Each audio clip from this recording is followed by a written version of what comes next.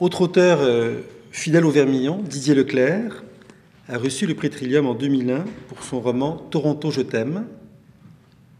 Il va nous en lire un extrait, je crois.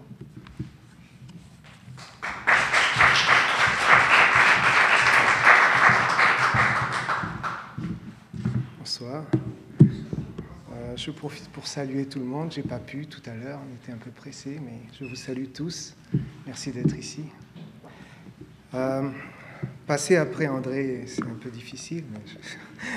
Mais j'ai choisi de lire Toronto, je t'aime, simplement parce que ce livre, j'allais lire un autre livre et une voix apparue dans ma tête qui a dit ah, maintenant que tu as d'autres livres, hein, tu me laisses tomber, tu t'occupes plus de moi.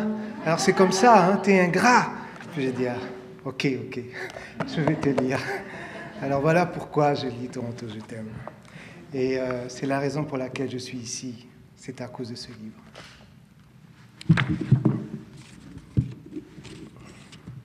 Mon premier extrait, c'est la description de la rue Yonge, parce que c'est comme le nombril de Toronto. Et donc, le personnage parle de sa première promenade dans cette rue.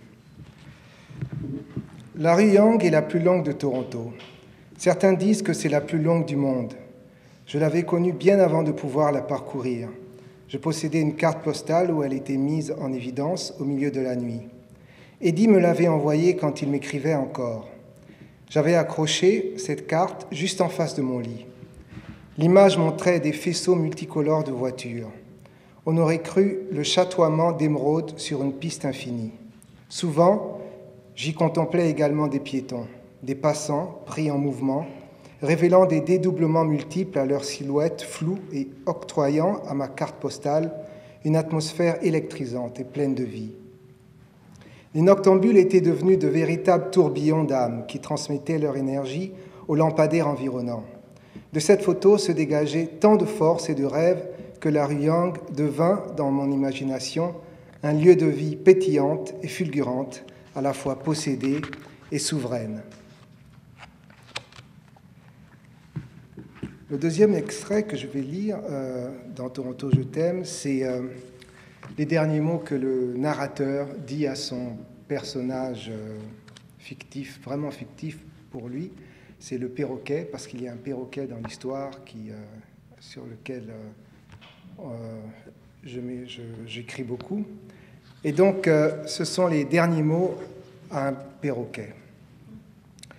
Voici mes derniers mots pour toi, Clo-Clo. Te souviens-tu quand quelques braconniers vinrent te prendre sur ta branche, t'arracher à ta mère? Te souviens-tu de la première violence, celle qui avait compromis ton avenir au milieu d'autres perroquets? Moi, je m'en souviens.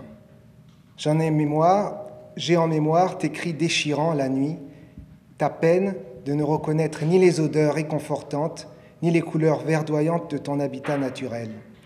Et cette douleur m'est d'autant plus familière que j'ai vécu également un départ sans retour. J'ai subi l'ablation du pays ancestral. L'obscurité des premières nuits, loin d'une terre familière, est un requiem sans fin. Certes, à la différence de toi, je suis parti de mon propre gré. Mais a-t-on le choix de fuir la misère? Et cette volonté de partir n'apaise en rien la solitude en terre étrangère. La rougeur du soleil d'autrui a quelque chose d'ensanglanté la première fois que tu poses les yeux sur lui.